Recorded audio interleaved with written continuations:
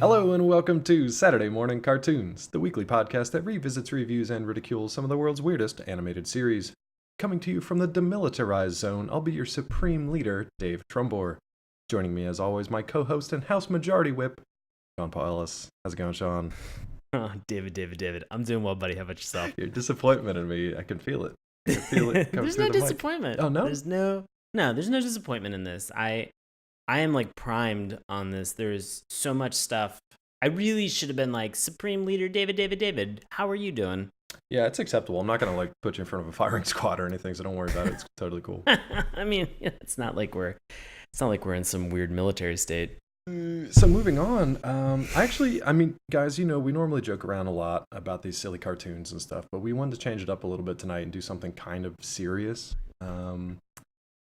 I don't want to speak for Sean, but for me at least, I'm a little concerned about the election cycle that we're currently in, and we're only a little over a month away from the actual elections themselves, and kind of no matter what happens, I'm kind of, I've got my contingency plans. I'm looking at other places in the world that maybe I move to, maybe I relocate, and I've got a couple countries I'm thinking about, and I mean, I don't know. What are your thoughts? No, I mean, I think that's valid. I think it's a responsible choice. Yeah. I think it's a responsible decision. It shows that, in terms of being an adult, that you're thinking this through. And so I really just have to ask, what's on your short list right now? I mean, I think I had it narrowed down to two. Okay, great. And they're kind of on even footing. I think they're both as like realistic and reasonable and like practical for me to go. So one's Canada, obviously, because it's fairly close. Love Canada. Canada's so beautiful. Canada's great. And they've got a cool wall up there, like an ice wall that's been, it's like a magic ice wall that they've had for centuries, from my Just like Game of Thrones. Yeah, that's where they got it from, actually. Historically, the Canadian ice wall. So that's cool. But Canada doesn't have like the best cartoons. I haven't really found a lot of great Canadian cartoons. I mean, let's be honest. We're a podcast that discusses and talks about cartoons. So unless we have a place that is going to have have a bevy of cartoons and animation studios. I think you convinced me. I'm going to North Korea. That was kind of my backup. I've heard a lot of great things, and just some of these cartoons that I watch, like, they've really convinced me. It's almost like I feel like my brain has been like cleansed, just like scrubbed out of like all the stupid stuff that I kind of grew up thinking about, like my own country, and I feel like it's just like the place for me. Ooh. So you feel like you've got some refreshed and new thoughts kicking around in your head. It's almost like they took my brain and like submerged it in like a cleansing solution, and then put it back in. And like a bleach. Yeah. Like a bleach, and then they just dropped it right back into your brain, or into your skull. Yeah, right back in that old skull bucket. And it just it just feels right. I don't know. There's something about it. Maybe it's these cartoons. I mean, I think they did a really good job of making me kind of just like super want to go to North Korea. Okay. Is that cool? You want to come with? Yeah. I'm on board. I'm on board. I think that the important thing to kind of understand and further, note for tonight, that this is probably going to be the last podcast that we do about, just regular cartoons, because we are going to be strictly talking about from now on North Korean cartoons. Which, I mean, let's be honest, our show isn't exactly like, we don't have the best standards and practices. And after this episode, we are going to have the world's greatest, like, lethal levels of standards and practices. Guys, it's going to be the most professional thing you've ever seen. In terms of rigor and being able to put ourselves in a position of dominance on this show, we are garbage human beings. And if we had somebody to be able to kind of really just focus and motivate us, like a Tony Robbins, but like a North Korean version of like Dennis Tony Rodman Robbins or something. Right, like a Dennis Rodman, like, NBA superstar Dennis the Worm. Yeah. And so, like, if we had somebody like that to be able to kind of focus our efforts, I feel like this show is going to be taken to new levels, new heights. And Sean and I are going to be dressed identical from now on, so that's going to be great for all you people out there who can't see us. You wouldn't even be able to tell us apart. That's true. Despite the fact that Dave is 6'3", 6'4", and I'm just under 6 foot. Well, so, I've talked about it with my potential homestay family in North Korea. I have to be brought down to the national average, which sounds kind of painful, but they've told me it's going to be okay. So all right. I'm going to be about a foot, I think they'll take off. Not 1 foot, like a literal foot. Like they'll just literally take off like 1 foot. Just 1 foot. Sweet, you're going to be unbalanced? No, that's the national average. Oh. Unbalanced is the new normal. I feel like this is turning into like a weird Harrison Bergeron situation. I don't know what that means. It's a short story. Don't worry about it. Oh, I don't even know what that means, but that pun was great.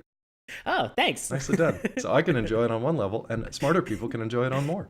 Oh, guys, I make literary humor every once in a while, and I'm not super good at it. I make literary humor as often as I make sports references, which is to say, not often at all. He's a regular William Carlos Williams over there.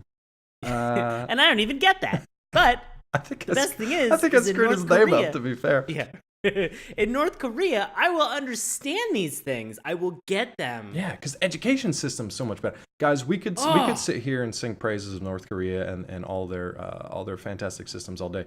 I feel like we need to bring these cartoons to you and like super clean your brains out and get you on board with us, and we can all go to North Korea together and enjoy these cartoons. Before we head out on this trip, though, we should give everybody a little bit of a frame of reference in terms of how we sort of discovered and like what led us down this trip, this particular journey. And so, Dave, you have a story of kind of how these cartoons were introduced to you and sort of how you came into the fold. Yeah, in all seriousness, a guy I used to work with by the name of Alan P. I believe his wife is Korean. I believe she's South Korean.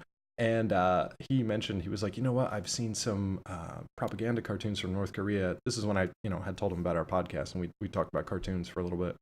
And he was like, you've got to check out these propaganda cartoons. Now, I have the feeling that he was telling me this because he thought they were, like, funny and, like, absurd. I don't think he was trying to recruit me. So I guess it backfired on him because I'm super down to go to North Korea now. But thanks, Alan, for turning me onto these. Wow. And then you had a weird kind of circumstance too that it was kind of followed up on in your own circle. Yeah, I was in South Jersey, and I was drunk at a local bar called Tonewood Brewing, and there was somebody who was wearing. I was wearing a T-shirt that had some cartoons on it, and a gentleman by the name of Joshua R. Began asking me sort of about the cartoons and stuff like that were on my T-shirt. And we began chatting, and I progressively got more and more drunk and explained to him about the show. And he was like, I believe he was Air Force, or he's a serviceman who was stationed in South Korea, and was like, when I was over there, I watched a bunch of cartoons during that time that were, again, North Korean propaganda cartoons. He's like, you should really do those shows. Like, you should see if you can find some of that stuff. And I was like, absolutely. I was like, we found it. And now we've gotten into it. And now we are ready to become North Koreans. Yeah. 100%. And we're going to bring you guys along for the ride. All 170 of you. All right. I'm going to drop this ruse. Yeah, I can't go through these next like 5 or 6. I can't do it. We can't talk about these actual cartoons and pretend that they're like decent. That they're awesome. That they're decent or awesome in any stretch of the imagination. These things are nuts. We'll give you that. We don't have like our traditional kind of like history or synopsis because we're actually going to visit about 5 or 6 small to short cartoons, which we have A, no titles for, B, no context for other than North Korea propaganda, and C, like no good translations for them. No. So ladies and gents, we have some examples of bad translations, which I will share with you in a minute. But we don't have any like actual English translations for the most part. So we just kind of took what we saw here with pictures and sounds and figured it out as we went, and then a little bit of help from Cracked as well. And we need to say, first and foremost, that we are in no way, shape, or form diplomats. This is not going to be a diplomatic discussion about North Korea. This is not James Franco and Seth Rogen. Exactly, podcast. In the interview. Yeah. We are not doing anything. Look, we are no Dennis Rodmans in terms of, the global political machine, diplomatic, machine that processes all this stuff and takes it in. We all have our own particular thoughts and feelings about North Korea and just how fucking batshit insane they are as a country. I'm gonna throw a quick caveat in there and say if 145-ish of our listeners are North Koreans, then I humbly apologize. You can come on over and hang out with us and watch like real cartoons. Yeah. Also, if you're in North Korea and you're listening to our show, welcome to the year 2045. How the fuck did you get on the internet? How the fuck did you get on the internet, guys? Good, like, I'm pretty sure that stuff is is like completely locked down for you. I mean, maybe I'm wrong. Again, I have no idea. I'm pretty sure. I'm like 95% sure that if you showed me a map of the world, that I would be able to point to North Korea. That relatively certain. I know it is just slightly north of China. Oh God, I thought you were going to say north of South Korea. No, come on, dude.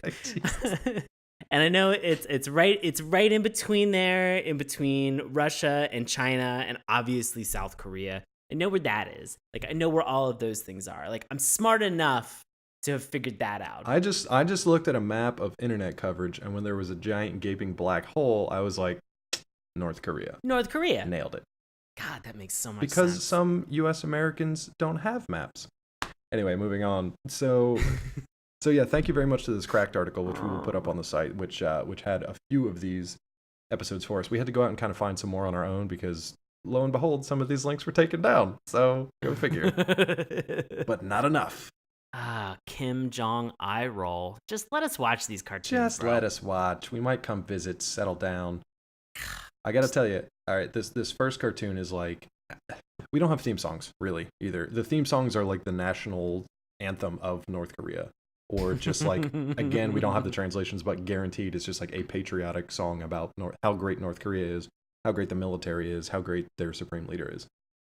So let me ask this then. Yeah. If we are getting into this first cartoon for this evening, which again, we don't have any titles, we're going to have thoughts and feelings and ideas about what general these descriptions for you to figure it out. Exactly. So let me ask, is all of North Korea's theme song, is it all done in terms of Western Pennsylvania polka? Yeah, sung by small children in a choir. What the fuck is what Polish background were they just like, we're going to co-opt and just do all polka music to introduce this 10-minute short that we have affectionately titled Homework. Mm-hmm. Yes, Homework. And so we really don't know anything beyond that. Homework, spoiler alert, I call it math equals military might. Oh, Jesus. It's just as bad. I need to say for this one, well, how would you kind of describe the animation? Let's try to describe the animation of these to like either a show in the American canon, or at least like a time period. This for me was sort of like right in between that point in time where Disney was moving from black and white to color animation. Okay. Like the very early. So like just before like Snow White. Yeah, just before Snow White kind of style animation. That's what it was. These are in color, by the way. They're not that bad. They are in color, but just barely. But it was, we did watch some black and white stuff this evening, and so for this math equals might homework cartoon, it definitely had sort of like that very bright, almost like watercolory kind of palette to it, and it had very like realistic looking people. Yeah, as to the extent like not cartoonish, not like Charlie Brown or anything. They're just kind of like, because it's mostly kids. It's pretty much mostly kids until we get to some of the other things that are let's get into it. Let's get into these kids. So let me just say that I tried to watch these things with like a Google Translate, which was weird because for this video the only captions available were in Italian, which Google then tried to translate back into English. So North Korean to Italian to English leaves you with things like this. There's a child looking at a friend of his, and the caption reads, "Holy Christianity." That's not what he said. Another one, which can explain how difficult these captions were, are Dr. Scene, Tarquinia, Octopus, Napoli, Football, you want. That's nonsense. The last one, and probably my favorite one, is I do not see the Google Maps. So we're lost. We're out in the woods. So that gives you a sense of where we're at. What are you doing, Democratic People's Republic of Korea? What the actual fuck is going on? Well, what is this kid up to? So we are introduced to like a school kid. Now, what's he up to? What's he up to running around out there? So to be very clear, just the way that this is animated is that there are two kids which kind of come into the situation, and the only real difference between them is the color shirt that they're wearing, which I lost track of almost immediately. Almost immediately. One's like a taupe, and one's like a slightly lighter tan. So good luck. Yeah. So we had I wrote down as brown and green. Also brown and green. Yeah, that's fine. Yeah, and they were just they were almost the exact same shade. So I mean, like, it was almost impossible to be able to differentiate the two. And all these kids look identical. Yeah. Right. Yeah. They're all the same. Yeah. They're all cookie cutter kids. And so they just really so the guy that's in sort of the darker shirt is really giving the guy in, I believe, the taupe shirt sort of a talking to. He's really like, you need to do it seemed like it was when you tell your friend, you're like, look, you really sort of need to get your shit together. You need to focus a little bit more.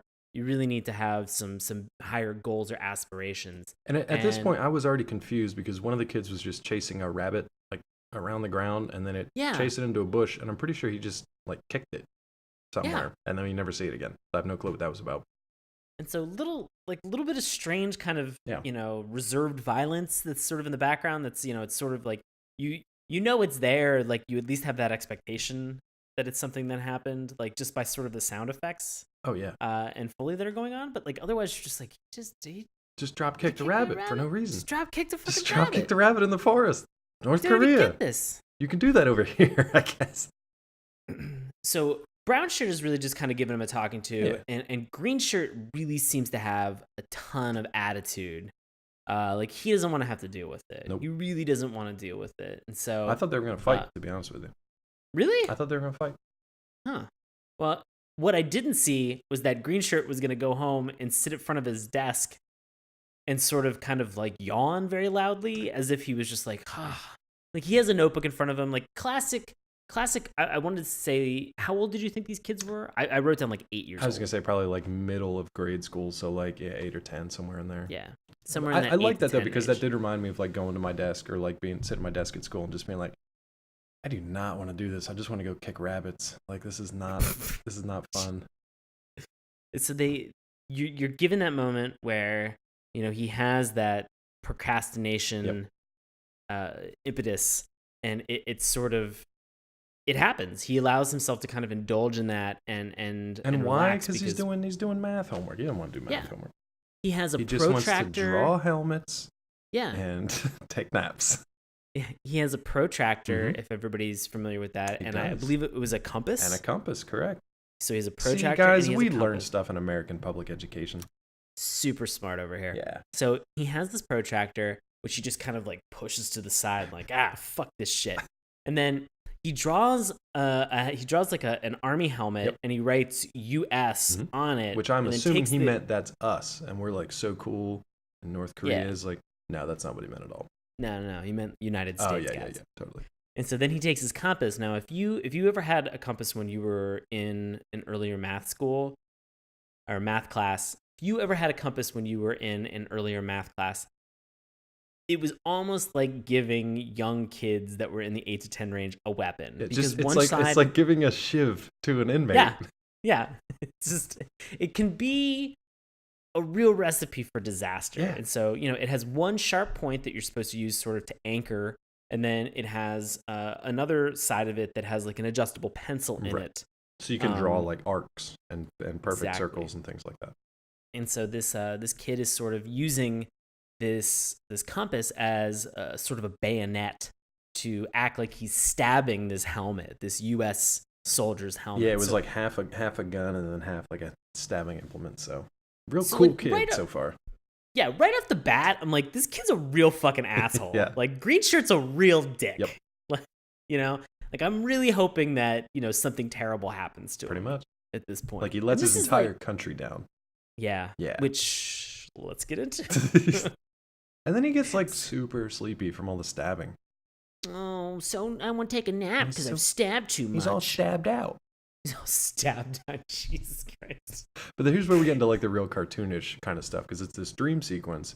Like the helmet starts flying around. The flies off of his desk. The homework starts flying around.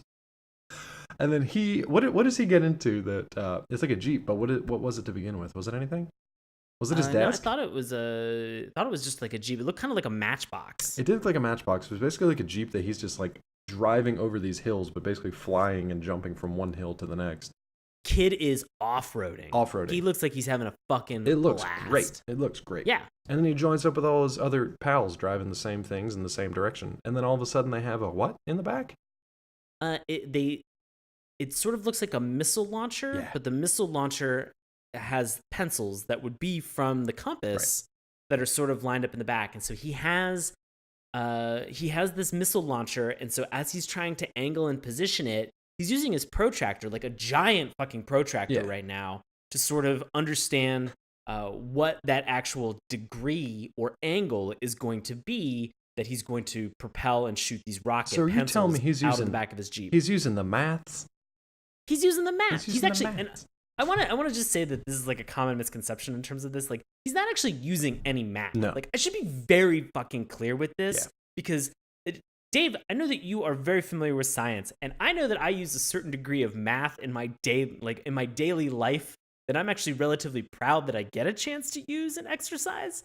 He's not using any math whatsoever. No. He's lining up a missile launcher with a giant protractor. And he's listening to orders from other people. He's listening to his superiors who are like, 32 degrees. So he's just like, oh, protractor 32 degrees. It's like, there's a fucking, just put it at 32 degrees. It's on the protractor, you dummy. That's all you need.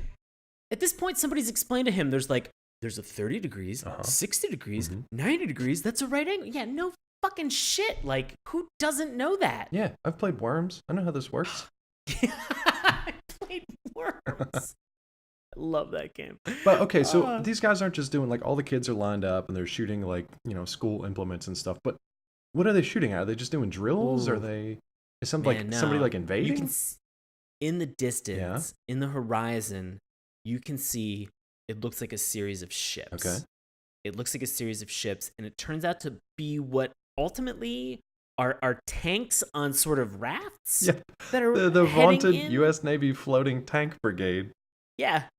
So already we're just like your imagination in terms of what our military competencies are. Or your level of espionage is not great.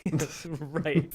Hey guys, let's sneak these tanks aboard a raft. Like, first and foremost, you really don't understand math if you're just like, well, the weight of a tank can obviously be supported by the volume of water that is being floated upon by a fucking raft, you dummies. Or how tanks work, because if your treads are churning, that raft's about to get shredded the fuck. Also, here's the other thing. I don't know if you guys knew this. We're not in the military, but I'm pretty, 99% sure that all of our military vehicles and weaponry have faces. Yes. They all have faces. Okay. Which is a really interesting caricature of how they draw all of our ships and our munition. Yeah, what? Oddly enough, except for these tank rafts that we have that are out there. Tank rafts, no faces. They had, but some of them had weird kind of Google eyes off to the side, but not as prominent as these other things. Yeah. So our ships actually had what looked like really big kind of long noses. They all had mouths with Snaggle eyes. teeth. And they could actually emote. They had the ability to kind of raise their brows to show whether or not they were sort of charging or more intense. Yeah, we're not talking about those Tomahawk missiles or whatever that had the shark teeth drawn on the front and the eyes and stuff and the eyebrow. Literal faces that were moving, and as the missiles kind of dodged around the pencils they were shooting at them, and just some really bizarre stuff. As if our military, as highly and incredibly capable as they are, best military in the world, hands down. All right? Best faces. And as Dave mentioned, best faces on everything. Mm-hmm. Just fucking insane. As these munitions are being fired onto the mainland where these kids, who I guess are North Korea's best defense against the ships that we have. Throw some children in front of those exploding bombs. Get those bombs. Child soldiers out there. Yep. That whole child army that they have that's built up, they're doing great. So as they are firing these pencils and these United States sentient battleships are firing munitions, our munitions in mid-flight are circling and curving around and doing loop-de-loops around these pencils that are being fired at us. It just incredible to kind of see what their thought of our. We had some pretty great face fucking technology. Insane to watch. We had great face technology in the whatever decade this cartoon was made. Yeah. So, long story short, basically most of the kids are able to take out the ships, the floating tanks, and the missiles with their pencil rocket launchers. They're doing great. Kids are doing fantastic. What's up with Green Shirt though? Green Shirt's fucking it all up. He's like, his angle's too low. He's missing everything. The invading forces are getting closer and closer and closer. And the kids had been like all celebratory. They're singing their patriotic songs. There's patriotic polka. But the closer and closer they get, you know, I mean, America's basically going to win just because this kid didn't do his maths. And that's pretty much where he wakes up. So it turned into a nightmare for him. He wakes up. I love when he wakes up though, because like the first thing that happens is like his buddy, was it the same kid? Was it Brown Shirt that comes over? Yeah, Brown Shirt's chilling there with a soccer ball. Brown Shirt comes over. He's like, "Hey, I've been watching you sleep for the last 15 minutes. I thought maybe now you'd want to play soccer." I've been fucking creeping on you for the last couple minutes. I've been watching you sleep and stuff. Now we're just, you know, loosely translating because again, we didn't have a translation available. So we're pretty sure that's what I said. Look, a creepy heavy sigh is universal language in my lexicon. So I apologize, but this kid, not sorry at all ever. Brown Shirt. Brown Shirt is sitting there holding the soccer ball, and he looks to kind of indicate to him like, "Do you want to come out and play?" To which Green Shirt's like, "Oh, I just had this terrible nightmare," and then sort of begins to recap slightly, which turns into then Green Shirt sitting around a table tutoring his friends. It's seemingly tutoring his friends in math to get them to understand better, like the severity of not understanding how to use a protractor and a compass. So after all of this, what would you say is the moral of this particular story? Cheat off your smart friends. Cheat off your smart. Right. I like that. I don't have anything better than that right now. No other morals? I really don't at the moment. No, there's a joke somewhere there with protracting, but I just don't have it. That's all right. We'll go with you. We've got some more insanity. We've got plenty. We'll let the humor flow as we go, and we're gonna pick up the pace a little bit on some of these too because we want to make sure we get through all of these. So, unfortunately, the next one on the Cracked article was a dead link. This one looked cool. It looked like a bunch of vegetables, like Veggie Tales, but like militarized and super murderous. And unfortunately, we did not have that one. Awesome. Anything more on Math Kid? Super Korean Math Kid? Let's move on. All right. Let's move on from Math Kid and from Rambo Vegetables. Okay, we're going to go to what I call, I don't know, like a militarized Bug's Life, I guess? Yeah. Would be a great... Militarized Bug's Life. Yeah, would be a great way to... This had a cameo with Jerry Seinfeld as the bee from from Bee movie. Yeah, but it's like mixed with like Apocalypse Now, so that's fun. Bug of Darkness. So this is a black and white cartoon that we had mentioned earlier, and it's, for me at least, it was a little hard to figure out what the fuck was going on in the very beginning, because the first thing you see is like a couple of dudes with a skull and crossbones on their hat, but like on like a baseball hat, like not like a pirate's hat. So we're not pirates. Okay, cool. And they're looking through like this glass window where there's a bunch of insects that are going through like these military drills, like these military exercises. So you're like, all right, things are happening. I don't really know what's happening, but that's fine. We'll go with this. Probably my favorite character of the whole thing was the fat bug that like, oh god, as other bugs are running back and forth and doing like calisthenics drills, there's this like super fat overweight bug that's trying to keep up with them, but every time he runs right, they run left, and every time he tries to catch up with them, they run back the other way. And like he's just getting like lambasted from his drill instructor, like, fatty, you need to lose weight, like you need to, you're gonna get everybody on your squad killed, right? Because you are not keeping up. It was intense. And he's like getting, not only is he like getting like completely mowed over by the rest of his bug platoon, but other bugs are like kicking him and kind of picking on him. Like they don't seem like they're being kind. It's like Full Metal Jacket. Right. Full Metal Exoskeleton. This is Gomer Pyle as a bug. Yeah. You know, and it is getting to that weird degree where you're just like, wait, is this whole thing just about abusing insects? Like I don't get what the whole point of this is. And it wouldn't have surprised me if Fat Bug just like picked up a gun and just like murdered all of his comrades at the end of it. That's not quite what happens, but it's not far from what actually happens. So hang in there, because it goes there. What would you say these bugs are? Are they cockroaches? I don't even know what flies. I don't even know what they are. It's like some weird hybrid of like a cockroach, fly, and ant. it did not make a ton of sense. No. What made even less sense was everything else. Is that these bugs these bugs seem to be of varying sizes, shapes, and types of insects. Yeah.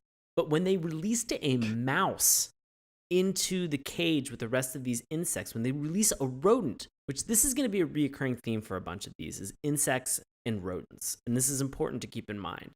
They release this mouse. And Dave, do you know what happens to this mouse? Well, before we talk about the fate of this poor mouse, they do show kind of like all the insects kind of milling around in this like giant pile of like just stuff. It looks like a giant compost pile. So it's kind of like their nest or their breeding ground or their something.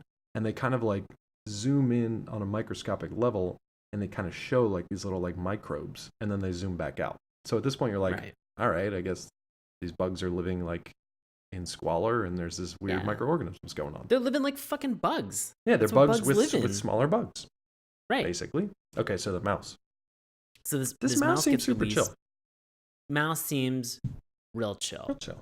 He seems like the kind of mouse and sort of the animation style on this sort of was like in between, again, as we mentioned, like before. Yeah. It was like early Merry Melodies. Exactly. Yeah. But black and white. Yeah, early stuff. Yeah.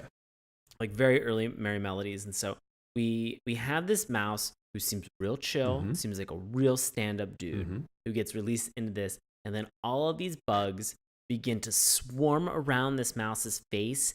And then the mouse sneezes himself to death. Yeah, in like a really disturbing fashion. And I also want to make quick mention that don't be like, oh, the mouse. Because this was like a weird mouse/squirrel creature that I don't know what the fuck's going on in North Korea that like none of the animals look like actual animals. I don't know if that's like just a thing over there, that all the animals are made up or they just have weird hybrid animals, maybe. But this thing looked like some weird combination of two cute things that was then murdered by bug clouds. So, for the kids. But it makes things even worse because all these murder bugs now get into what looks like a missile silo. Oh, 100%. They were in bug bombs. And this is where we find out who owns these bugs and who's been like cultivating them and loading them into bombs. Because again, we're watching this with the perspective of we're the United States. Yes. And we think that we're fantastic. We are fantastic. And we don't think that we are fantastic. Like there's absolutely nothing wrong with us. But for some reason, suddenly we're weaponizing insects and loading them into fucking bombs. And our pilots are like blonde, big-nosed, weird-faced dudes that are just dreaming of mountains of like gold coins running through our fingers. And this is where this takes an interesting turn for me because I know a lot of servicemen and women, and I'm very proud to know them. They are excellent, wonderful people and veterans of our country. Can't thank them enough for their service and everything they do, as well as also my friends that I have that are actively serving right now. Right. And that point is extremely important. The one thing that you will universally find with soldiers and people who are in the military is that they are severely underpaid. Yeah. And so and when they are paid, it's usually in like streams of gold coins that they just have to catch as many as possible, and that's it. Sorry, guys. It's an old system. I wish we would move on from it, but it's just the way it is. Paid them in gold cougarans. Cougarans. Like, cougarans that are just like fallen into this guy's as he's flying this plane. These dreams of riches, just these gold coins, are just trickling down into his hand, and he's just like, I'm gonna spend them all, and you're just like, what? Who? Look, pilots don't get paid. I love the logic that goes through this. Even if it was like an American cartoon with a villain, the villain basically has to be like, all right, I'm gonna get my plane, I'm gonna load up these bug bombs, I'm gonna drop these bug bombs on some dirty Americans / North Koreans, and then I'm gonna get paid in gold coins when I get home. It's gonna be a great day. Yeah, great day. That's insanity. So it is, and so we have this moment then where suddenly it seems as if the picture that they're trying to paint, that the North Korea point of view for this is that our pilots get scared because of thunderstorms. Yeah, I don't know what that was. It was like the thunderstorm scared them, and then like the light scared them, and I don't know. And then there was there was hostile fire that was coming presumably from North Korea. Everybody except the one pilot dies. Like all these planes are blown up, shot down. Like you see people just straight like murdered. Straight murdered. So our hero pilot, he also gets shot, but he crashes and he manages to at least parachute. And you think all right, cool. He parachutes, he's fine. And as he's parachuting, these bug bombs have now been released. Oh, yeah. They have now been deployed. These bugs have hit the ground, and these bug soldiers that the United States has evidently weaponized are thinking to themselves, like, it is time to fuck some shit up. Yeah, it's time to do whatever we are born to do. Right. So they begin to go out, and Dave, you got to help me with this. What are these bugs confronted with? Because this actually blew my mind. Is this the hot dog firefighters? They have depicted North Korean firemen. Your own people. These are your own people. You have clearly shown that you can draw like an anthropomorphic human-ish because you've made the American look more or less human. You have made your firefighter things, or you're just like gas, like poisonous and toxic gas flamethrower soldiers, look like weird stuffed dough bun people, or like small hot dogs. They look like cocktail wieners in a firefighter's uniform. Yep. What are you doing? That's exactly it. So Hot Dog Korea is sitting around, and they have anticipated the fact, or they've received some intelligence, because all praise to glorious leader, because he's all knowing and all seeing, that these weaponized bugs were going to be on their fucking way. They are ready. They're ready. They're ready with all this poisonous gas, and they just lay waste to all of these bugs, again with the exception of one. And the patriotic song. Right. Like it was hard to tell from the animation whether it looked like half of it was like a fog, like a gas, toxic gas, and then it looked like half it was fire, because later on when they cook the silo, like the missile silo that the bugs try to escape back into, the thing just bursts into flames and basically like explodes, just like burns to a crisp. And then there were other things that looked like they basically just like torched to death. So I don't know if it was a combination of two things, but whatever, these sentient hot dogs were just like the most terrifying thing of the show. Did you notice that as the pilot is falling to the ground, he crosses himself? I did not. That was super weird for me, because I was just like, that's kind of fucked up. That he just like crossed himself, and then like a branch catches him, and then he falls out of that, and I thought he was dead at that point. Yeah. I just assumed he was dead, and we were going to follow the bugs for the rest of this thing. However, weird thing is that we have this pilot that has now fallen. He's stuck in a tree, comes down to the ground. The single bug that is left after this gas attack, is sort of trying to motivate the pilot in a way that just seems terrifying. Speaking of, I'm sorry to cut you off. How did we get to this last bug?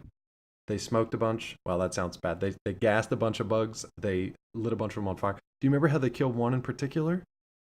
No. They fucking run him over in like a gruesome zoom in slow motion kind of shot. There's like a Jeep that's driving, chasing down this bug, and it runs the bug over, and you just see him get smashed into like paste under the tire of this car, and that's what leaves the one left. So sorry to jump in. I need to say that before we moved on.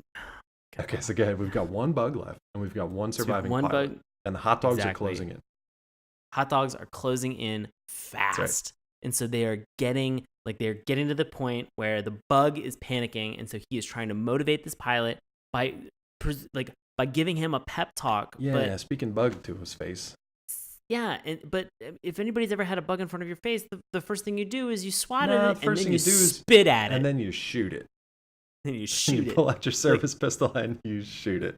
Like, no joke, this is the reaction that this guy has. Swats the bug, spits at the bug, pulls out his service weapon, and begins firing at this bug that is flying around as he chases him through the woods. Yeah.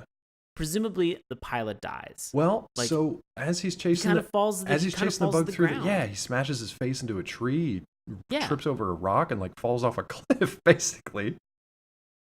And then the bug catches up with him. Yeah, bug catches up with him and is just like all over his face, just all over his face again. And the guy's just not moving. So what does he do? He kind of returns to like his bug munition bomb that had hit the beach at some point. And that's the part where the hot dog men show up and they burn it, and it erupts into flames. Yeah, so they torch the rocket and the last remaining bug, and that guy dies as a victim of his own scientist's virus or whatever it was that was developed with that bug. So that last remaining bug basically makes him sick to the point that he dies a horrific death, and then that remaining bug gets torched. All hail supreme leaders of North Korea. This pilot definitely had like the look on his face, like where he was clenching his stomach, like he was gonna do like a poop dance. Like he was just like, oh no, it was bad. Oh, it has definitely hit me. It was bad. Ooh. My alt title for this one is No Bugs Go to Heaven. Oh. What moral did you take away from this story? I don't know. I spent all my time coming up with that alt title. I thought that was pretty good. Did you really? I'm gonna say no Krugerrand is worth. Fuck. I got nothing. No Krugerrand is worth parachuting into North Korea. That's terrible. It's terrible moral. Yeah. The moral that I took away is that it takes a really strong country to destroy a bunch of bugs. Maybe my moral is even if you look like a hot dog, there's a place in North Korea's military for you. I think I'll go with that. Even weird hot dog people can still find employment. Even weird hot dog of North Korea. Weird hot dog people of North Korea can find employment. I think the best thing is that, look, if you are a hot dog person, North Korea is hiring. They are hiring. So line on up. To like possibly torch humans and bugs. Do you love setting things on fire and or gassing them and you're a hot dog person? Come on down to North Korea. I don't know why this is turning into like a Texas I don't know, commercial. but they had a good special going on. All right, anything else from Hot Dog Bug Massacre? Oh, this thing is weird as shit. Yeah, that's pretty weird. I'm super excited for this next one, though. Let's get into Oh it. my God. Jump right into it, Ninja man. cat puppets. This is a long one. This is real long. Ninja cat puppets. This is a two-parter. We're gonna try to keep it going because I kind of repeat some stuff, but it's crazy. So the first two things we saw were kind of like animation from like early Disney, early Merry Melodies era. This is stop motion animation, and it actually, for the animation, wasn't terrible. It was maybe like not bad. It's not bad. Kind of like early Rankin Bass stop motion animation stuff. They're kind of like the claymation. Yeah, but this wasn't bad, and the characters were super cute. It was like Rankin Bass if you were living in a dictatorship militarized country. Yes, which is exactly what this was. So was it? Was it? And the characters are actually like super cute. When I first started watching, I was like, oh, I could see this being a show for kids, and the kids identify with each of these little like puppet creatures. Because the first one you're introduced to is kind of this cute little cat creature, just kind of like out playing in the wood or playing in the field, skipping across the land, like very carefree attitude. It's a beautiful sky, beautiful bright sunny day, great day. And then his friend, like this little lady duckling, who's in her cute little dress and stuff, she's screaming for help, and she needs him to come and help. And I'm like, all right, this is still like pretty cute. I feel like they're going to just like solve a problem together, and they're going to work together and cooperate, and it's not going to be that bad. Yeah. Boy, was I wrong. Holy shit. You do not know where this thing is going. Let me tell you. All right, so it turns out that mice, remember that we said that mice are going to be like kind of a recurring theme here. A bunch of mice are robbing the storehouse, the grain house, where they've stored a bunch of bags of like grain and rice and all kinds of other stuff. And the cats are supposed to be protecting this grain house. So the cat kind of like tries to beat the crap out of them. The problem is he's not super strong or super talented. So all these mice are kind of like, they're a little bit much for him. He's not a great security guard. Well, also just in terms of like a numbers game, there's like 7 mice a lot of to mice. 1 cat. And they're pretty sizable there's a lot too. of mice. They're like on the maybe they're about half the size of the cat or a little more. Right. Yeah. So I mean, what's a guy to do? You call in reinforcements. And by reinforcement, what do you mean? Some Super Saiyan cat shows up. This cat was like Dragon Ball Z of cats. He was like, it was alien, laser eye, titanium tip clawed, super flipping around, kicking, jumping, crazy cat. This thing's nuts.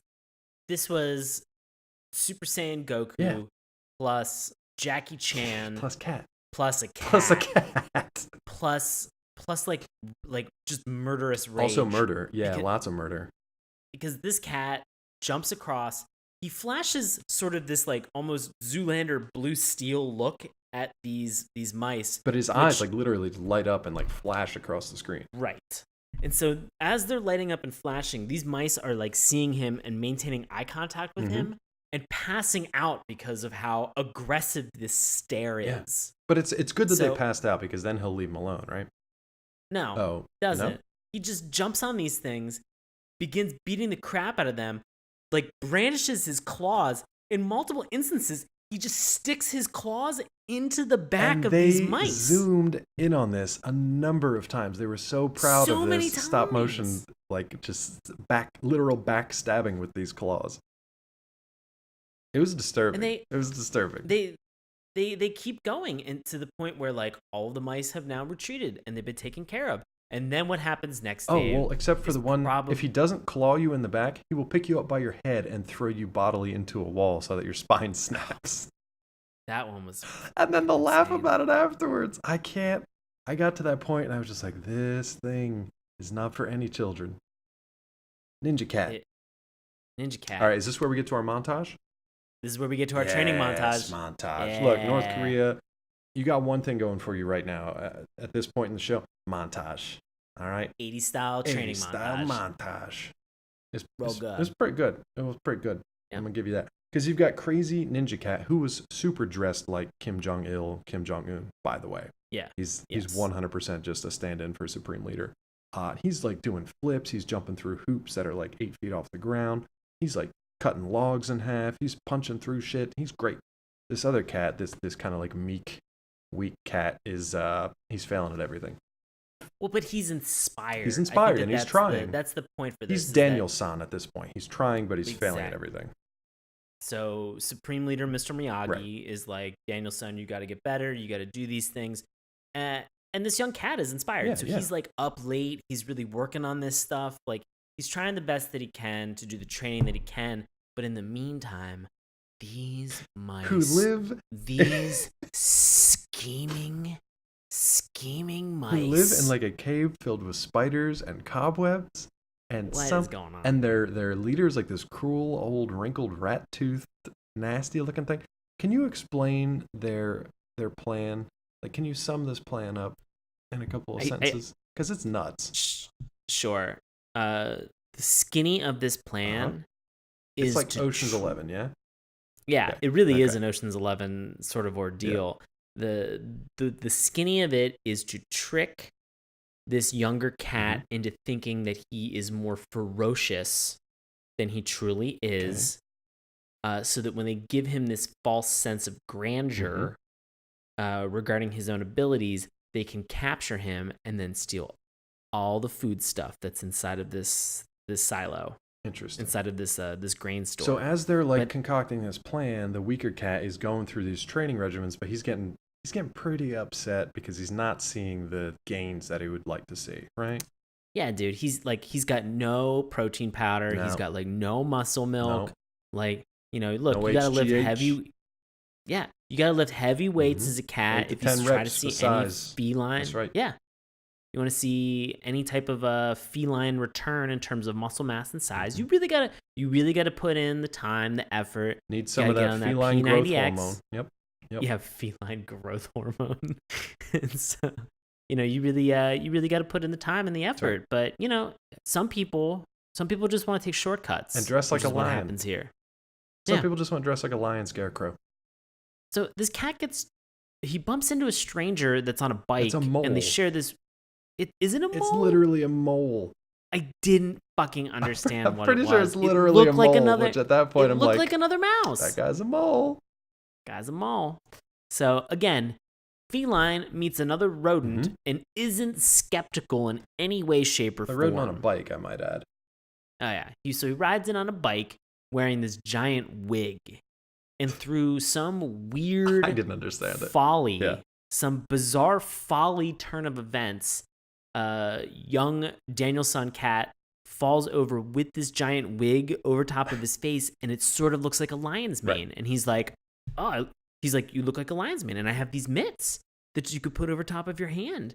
And now that you have this, you look like a lion. And in this moment, he's just like, sometimes people putting on certain costumes, like, the whole adage of like clothes make the man. You embody it. Really comes into effect. And he even has this crazy like dream montage sequence where he like sees himself being like, he's now like supreme leader, and he's knocking these mice around, and he's showing them who's boss because he's like the big lion cat.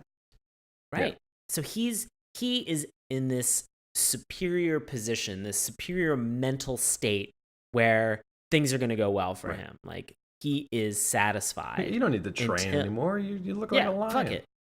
Whatever. So these mice show back up at this storehouse. And what happens, Dave? Well, basically, at some point, he also gets like lion's paws, right? Right. So at some point, I think from the Scarecrow, he not only has the big mane, but they actually put these giant like lion's paws on his paws. So he's like, oh, cool, I'm like an actual lion now.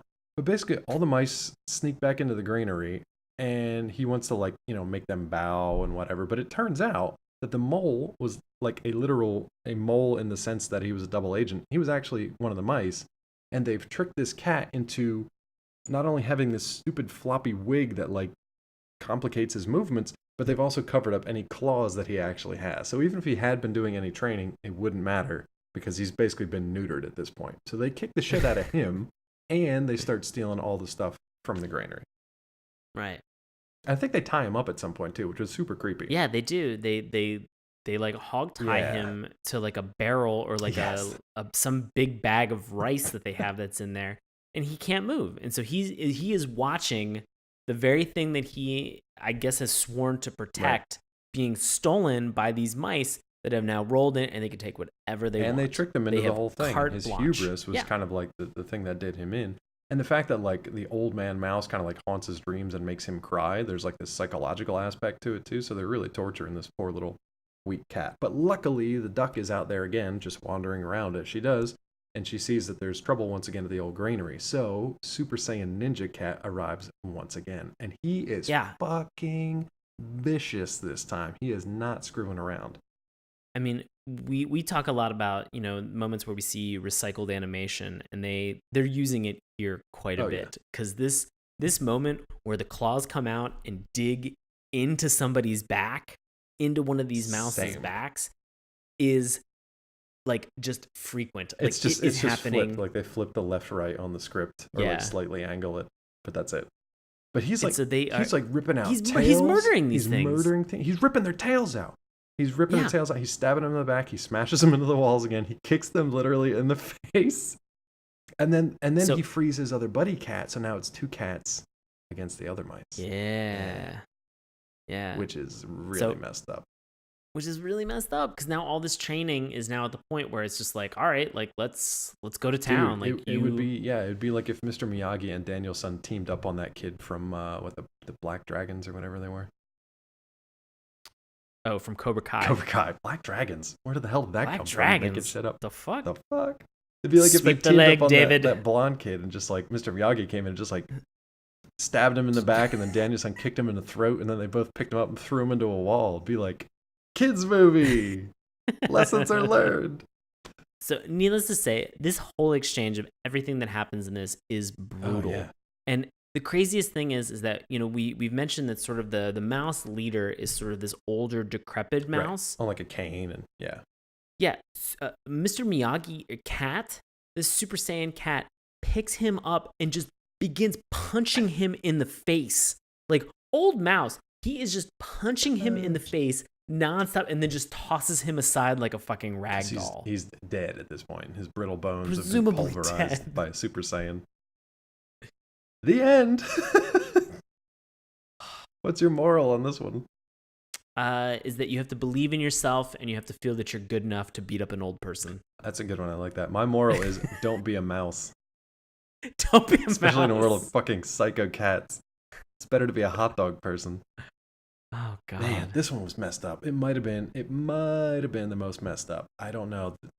The last one we'll talk about is a good competitor for that. But before we get to that one, I'm going to talk briefly about an episode that I watched that Sean did not get a chance to check out. So this thing is an actual series called Squirrel and Hedgehog. It actually it ran for a fairly long time and did go through a number of different sort of iterations. Like there was a pilot where it was more about Squirrel and Hedgehog are kind of these operatives for the North Korean military who infiltrate the American base. And the Americans at this point are all like wolves and wolverines. So I don't 100% know how exactly they infiltrated the base, but whatever. People are like, it's funny, in some of the translations, they're like, we have a double agent in our midst and we have to figure out who it is. I'm like, look at the fucking squirrel. Like, you're all wolverines. Find the squirrel, and that's probably who it is.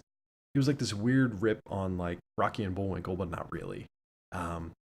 It's just crazy to watch. So I watched an older episode where like all the North Koreans are like these super cute little fuzzy creatures, squirrels, hedgehogs, ducks, and things like that.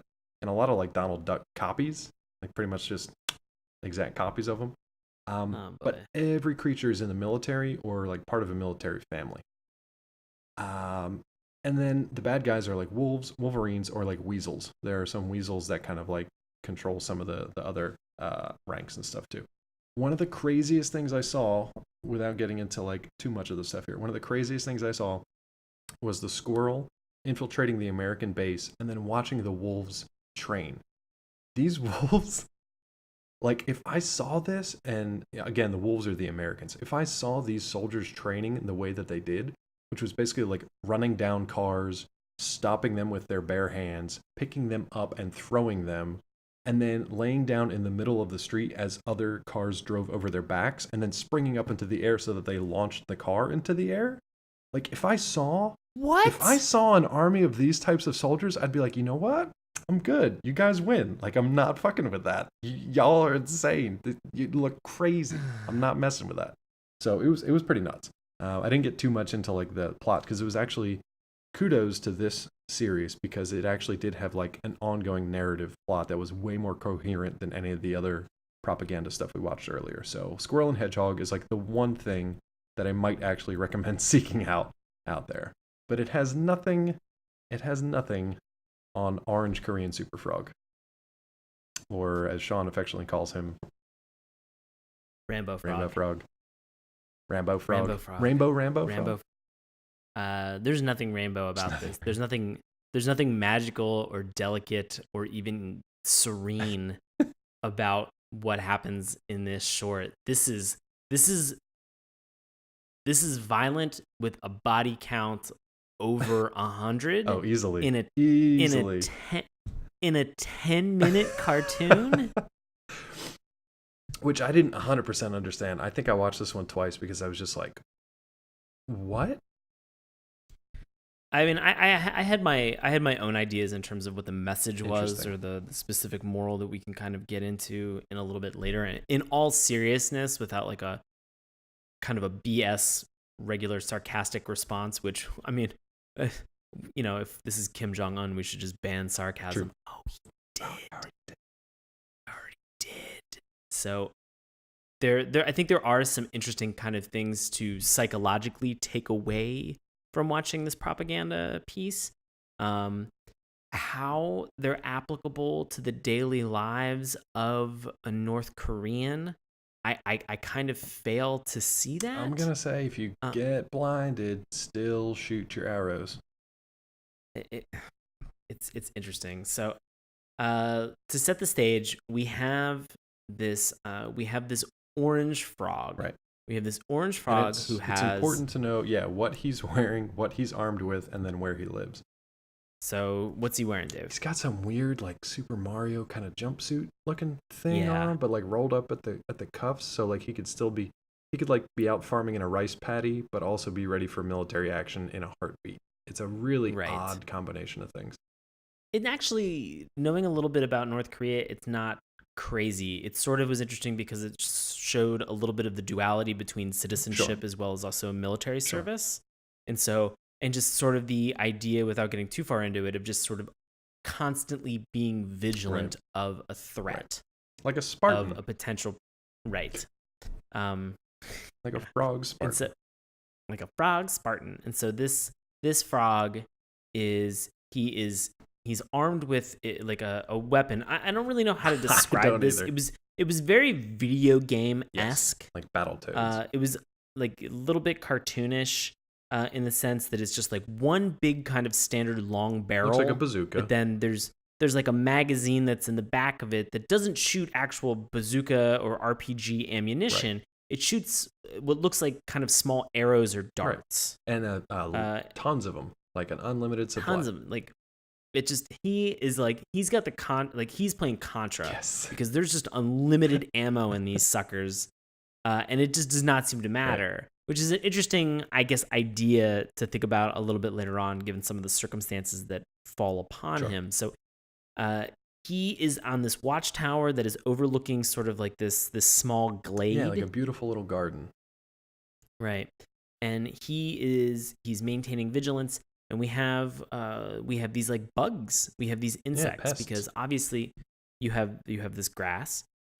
Insects are going to want to eat and to feed off of the grass, the blades of grass that are there, and they're going to potentially destroy that lawn. That's right. So this frog goes bat shit insane. And this is your opener. Like there's nothing. There's no segue. There's no leading you into this.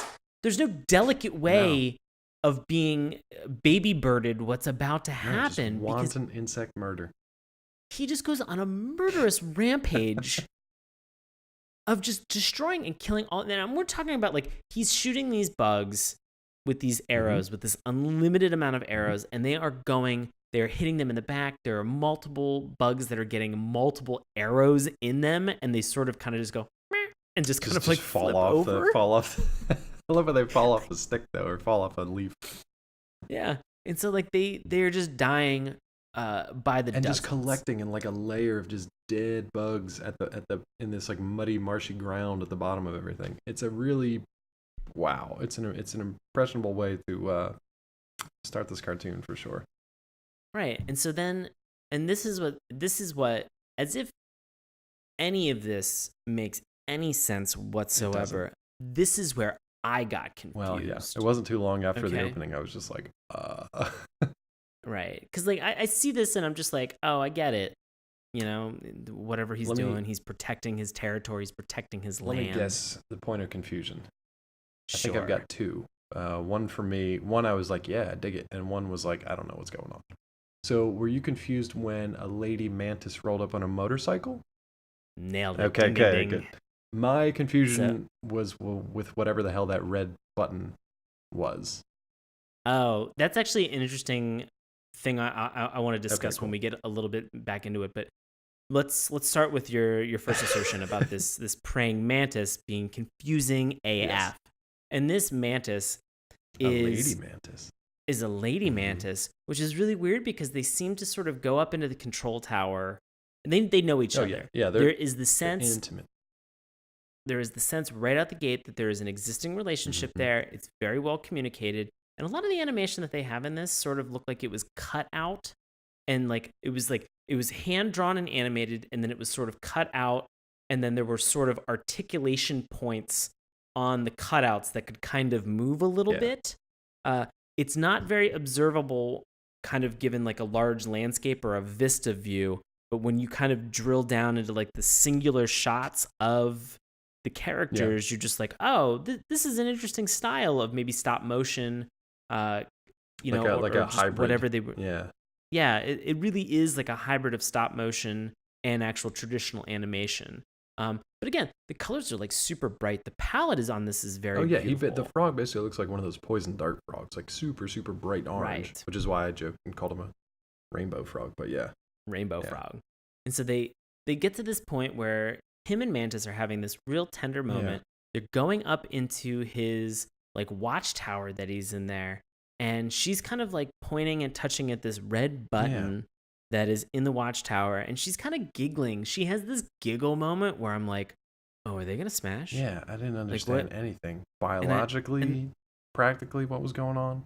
No clue. And so the confusing thing for me is that a praying mantis is an insect. And a frog is an amphibian. Yeah. And all of these bugs that are inside of this grass, this lawned area, they're all insects as well. And so is this praying mantis, is she another mole? Well, or is she another like sleeper agent? Well, we find out the answer to that soon, But he's like murdering all of these other insects in front of her. And she seems to just be like, I don't know if mantises eat, don't mantises just eat other bugs? I don't know that they eat grass and stuff. I don't know that they eat plants. So he's like basically murder saucing all the plant eating insects that are gonna, like the pests that are gonna chew all the garden vegetables and all that stuff. I'm assuming she's not like that. Like she might actually feast on some of the other, which we get to see. She actually kind of feasts on some of the other insects that are out there. So I think that that's maybe why they kind of have like a similar goal in mind and why they can cooperate? I mean, maybe. I mean, like a mantis is a predator, right. So I mean, and it is an ambush predator too.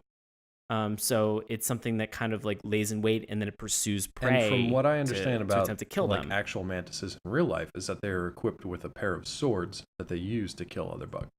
Oh my god, this is insane. I love that though. I actually was like, all right, Lady Mantis, you won me over. I don't know about your creepy Rambo frog friend, but Lady Mantis is pretty It was sweet. like a weird Tarantino the Bride version of a mantis. Of a mantis. Okay, so that red, does that red alarm thing mean anything? What? So she pushes the button for a couple seconds and an alarm goes off and he's like, don't fucking do that. Yeah, but then what? Like nothing. That was it. Nothing.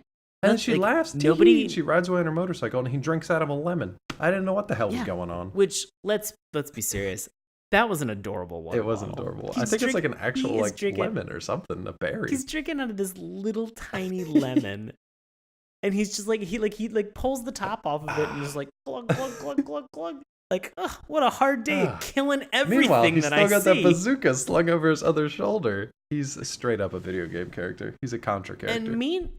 And meanwhile, we have all of these bugs that have all congregated again underground, presumably with a bunch of cobwebs in like dirt and crap. And they are in there. We've got a beetle who's in charge. We've got stick bugs. Weird stuff. We've got moths. We've got grubs. It's like a weird moth thing. Yeah. We've got all these things that are under, and they are planning a rebellion. And their headquarters is in an old rotten log. Yep. So these are obviously the bad guys. Yeah. But they're super excited because they have a plan. They got a plan. Right, and I didn't know if like with this plan that they had that was in mind, I didn't know if this is something where they were making an allusion to the United States being like some type of. I didn't know if this was. I don't think so. I think it was just like a general evil because there wasn't anything that was like overtly like this is America. We're all stinking bugs. And that's I guess the big thing to understand for all these cartoons is that they have been really overt when it is the United States. Like they're not trying to candy coat this at all. And so for some reason, this may have actually been an insider threat. Yeah, that's true. This may have been part of a constituency that was there that was like, we're trying to take over and overthrow with some type of a bug coup. Or what's really even creepier is more like a kind of a McCarthyism kind of thing, where it's like, if there are people among you who are not towing the line and are acting against the state, then you need to murder them with a shitload of arrows and possibly mantis swords. So, pretty creepy, actually. Pretty creepy stuff. We don't. Oh, I do need to mention, since you talked about like pointing out Americans very blatantly, in that squirrel and hedgehog thing, there's a scene where like all the Wolverines and wolves are having this little conversation, and they basically say like, we finally got the South Koreans as our allies. So I was like, America, got it. I got it. Just drink out of your little berry. Let's go, frog. I like that he has cute little purple boots too. He's got a little lemon, his little bazooka carrying orange dart frog with purple boots. I mean, for as adorable as the character design is in this, you would think that he would murder less, have some like in that last cartoon. Yeah, I mean, what is about to happen right now is just all out war. It's pretty awful. This is all out. There's chemical warfare. There's right. So let's get into this chemical warfare. Go for it. Remember that moth we mentioned? To set the stage, adorable Rambo frog is chilling in his watchtower, drinking out of his little lemon. Yeah, it's so cute. Purple boots up on the railing. He comes down out of his tower for like 2 seconds, and he sees what looks like a leaf kind of fly across, and he's like, "Huh, that seems odd." But whatever, no breeze it's a leaf. today. It's That's weird. Not that big of a deal. Turns out one of those creepy moths that we were talking about inside of that leaf. Son of a bitch. Sneaks up behind him, and that son of a bitch fans his little moth wings in front of him and has like some dust or again some like chemical warfare that blinds Rambo Frog. Blinds Rambo Frog. And so when he is blind, what's going to happen? We've seen this in the last one. What's going to happen? He's still going to murder everything? Oh, no. I was going to say, well, I mean, not yet. Oh, okay. Yes. I mean, I was like, jumping ahead. Still gonna murder everything? We have this food supply again that these bugs want, sort of like the mice that we had in Super Saiyan Cat, Super Saiyan Ninja Cat puppet. Yeah. So all of a sudden we have this food supply for these bugs, and these guys are just nomming away. It's like an open buffet. It's like Golden Corral up in this piece. It's like Ponderosa on a Friday night in Pennsylvania. It's like Old Country Buffet. Ooh, that's a good one. Is that good? It's like Eaton Park, but it also has the breakfast buffet part of it, because you're just like, I want those pancakes that have smiles on them. It's like whatever buffet chain is in your neck of the woods. Exactly. And so they are just going to town, and they're eating everything. And the frog now has kind of like rubbed his eyes. He's taking his little women out, and he's trying to clear his eyes a little bit. Making it worse, man. So, I can't imagine being like, oh, I'm kind of blind. I should probably squirt direct lemon juice into my eye. Fucking lemon? Ugh. Nightmare. Ew. And so we have this moment where the frog really doesn't know what to do. Like, he's kind of fired off a couple shots, and he's missed, So he goes up into his watchtower. And here's where the psychology of this sort of took a turn for me, where I didn't know what to expect, or I didn't really know what to have happen. So he gets up to his watchtower. He has the ability to sound the alarm. And we've seen, and it's been established, that you can press the alarm button and that it works. Right. We've also established that no assistance or help comes when you press the button. Exactly. When you press the button. And so this is the moment where he gets it there. He has the ability to do it. Like, maybe female mantis will hear this and she'll come running as well. He doesn't push it. That's what I didn't understand about the whole thing. Like, he does get interrupted at a point, and another like bug starts tussling with him to like prevent him from touching the button. But all he ends up doing is just like firing arrows or something into the sky to get Lady Mantis's attention. That's it. Which is very confusing, because in this moment post tussle where he has killed this bug, that gunshot is what triggered Lady Mantis to come a running to assist. He has been firing off hundreds of rounds at this point.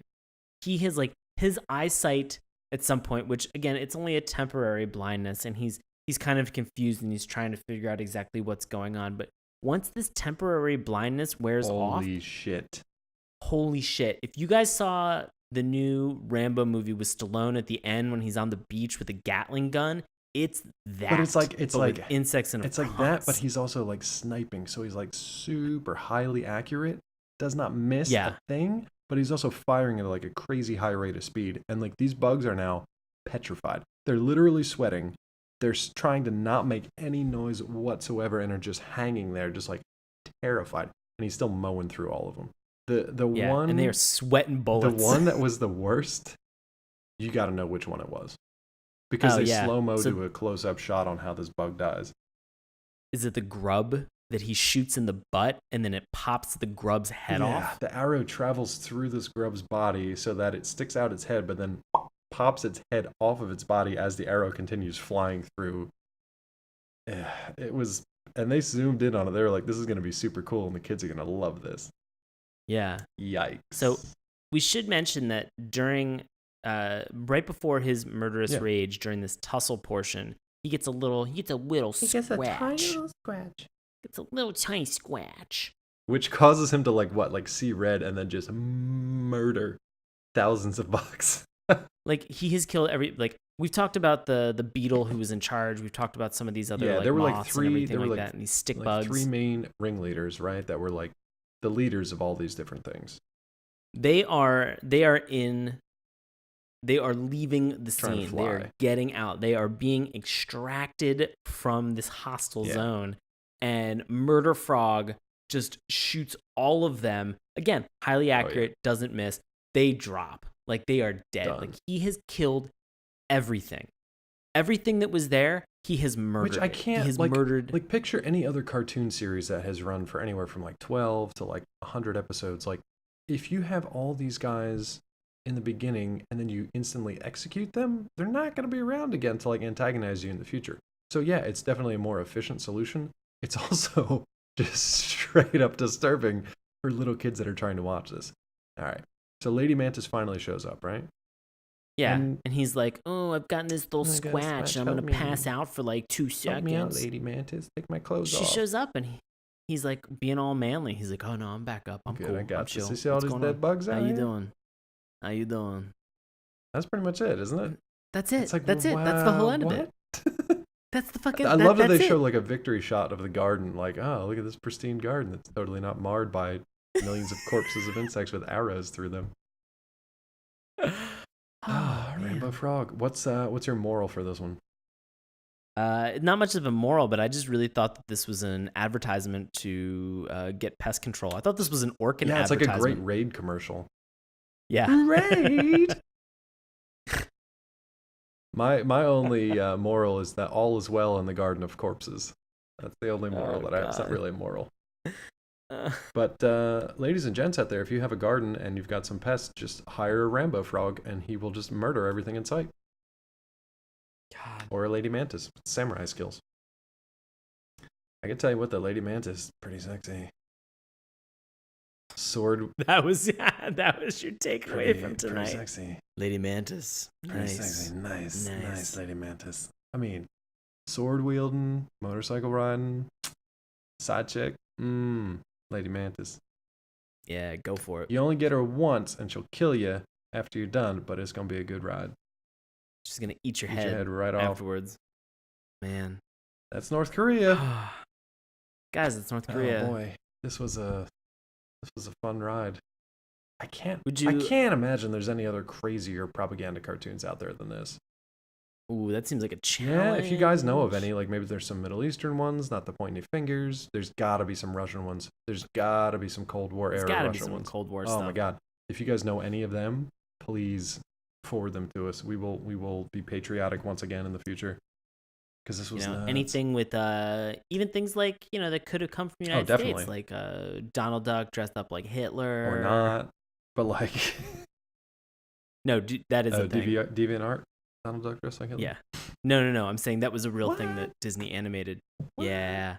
That's a fun one. You guys should look that up. Bizarre. It's very bizarre. No, I'd love to see American propaganda films and cartoons because guarantee they exist. I mean, I've seen some of the old, like prep films and stuff that they would show to GIs before they headed overseas. Like, do this, don't do that kind of stuff. But as far as cartoons go, I would love to see some of that because these were nuts. Yeah. They made no sense. So if you guys know of any, please let us know, and we will cover them on a future episode. Any final thoughts? No. So we're not going to North Korea, right? I mean, would you recommend this? And would you give it the dip?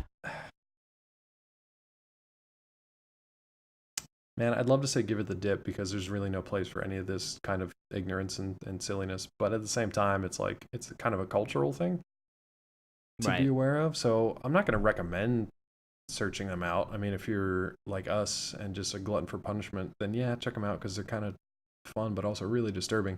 The only one that I would actually like kind of recommend is that Squirrel and Hedgehog because it's actually like it seems like a decent cartoon. It just has that really creepy slant of being war propaganda. So gotcha. That's it. I don't think I'd give it the dip though. I love that I gave a Jim Carrey Ace Ventura cartoon the dip, but not North Korean propaganda films. Well, I definitely think the Jim Carrey mask, or I definitely think that the Jim Carrey Ace Ventura cartoon are definitely worse than this. So. Yeah, it ruined more childhoods. So you should not feel bad about your decision, but I would actually recommend checking these out for the same reason that you said. Is just the historical kind of accuracy and representation of the United States and how we're viewed in other countries. I think that is interesting, and I think it's worthwhile to check that out. Yeah, so it's important. I definitely, it's important to kind of understand where these things are, and I think that it's worth checking out. And so definitely, seek these things out. They're not hard to find on YouTube. Just search North Korea propaganda. Definitely doesn't get the dip. Doesn't get the dip. Fair enough. And we will put links up to these on our page too, so that Kim Jong-un can track us and you'll never hear from us again. But in the meantime, Sean, buddy, what do you have coming up in the next couple of weeks? Oh, man.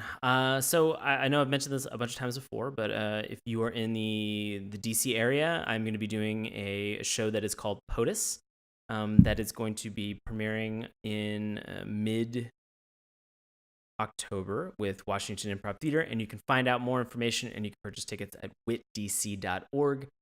I am also producing a improv comedy festival that's in Washington, D.C. It is the 4th annual District Improv Festival, and you can find out more information and tickets by the time I say this, because they'll be available online at districtimprov.org. Also, I have a really fun little note to say. We have some guests that have been on the show before, such as Jamal Newman and Tony Lazzaroni, and as well as also Melanie Harker, and all of them helped on something that we actually just won an award for. So we did a short film that was called The Party, that Rory Lucy, who actually does all of our logos, all of our artwork. Logos and all of our artwork for us. He actually animated a ton of stills that are inside of this that are gorgeous.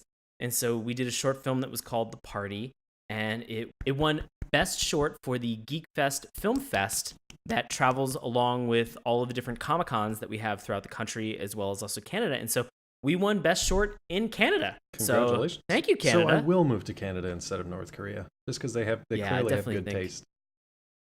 Bringing it full circle. I definitely think Canada's where we're heading. Gotcha. So yeah, very exciting. Very cool. Thank you. You can check it out if you go. It's part of Crowded Elevator Pictures if you search for us, and you can find The Party is up on our Vimeo page. And we'll have links to that on our page as well. And you guys are you're gonna have another 72-hour film festival coming up at the end of the month. Yeah, we have one coming up at the end of September. So we will be writing and producing and doing all of the work that goes into a normal film. That will be 8 minutes in length, but we'll be doing it in 72 total hours. Very cool. So it'll be a lot of fun. And if you're interested in finding out or seeing the craziness that is involved in that, you can always find it on my Instagram or sometimes on my Twitter when I'm putting stuff out at Sean Paul Ellis. Excellent. So, Dave, what are you up to, buddy? Same old stuff. Nothing quite as interesting as all that, but you can still find me over at collider.com, nerdist.com, and davetrumbore.com. You can also find me on Twitter at DrClawMD. If you're interested in finding out more about Saturday Morning Cartoons, you can check us out at our website, SaturdayMorningCartoons.com. Remember, that's morning with a U. You can also find us on Twitter at MorningToons. Check out Sean's handiwork on our Instagram page, Instagram.com/SaturdayMorningCartoons. You can also find us on our Facebook page, our YouTube channel, and you can download our free podcast each and every week through iTunes, Stitcher, and Google Play. And if you'd like to suggest future propaganda cartoons or any other things that you think would help the podcast here, feel free to send us an email, SaturdayMorningCartoons@gmail.com. I think that's going to wrap it up for this episode. Just wanted to say thank you so much for listening. Please stay out of North Korea. If you're currently there, come on over. You can hang out with us for a while. Thank you to all current service members that we have that are out there, and thank you to all veterans for keeping us safe. We really do appreciate your sacrifice and everything that you guys do. So without it, we would be North Korea. True. Yeah, so keep that in much mind. Appreciated. If you've got a stack of gold coins for the servicemen and women out there, feel free to send them on over. Thank you guys so much for listening. We will see you next time. Hey, everybody. Thanks a lot for listening to Saturday Morning Cartoons.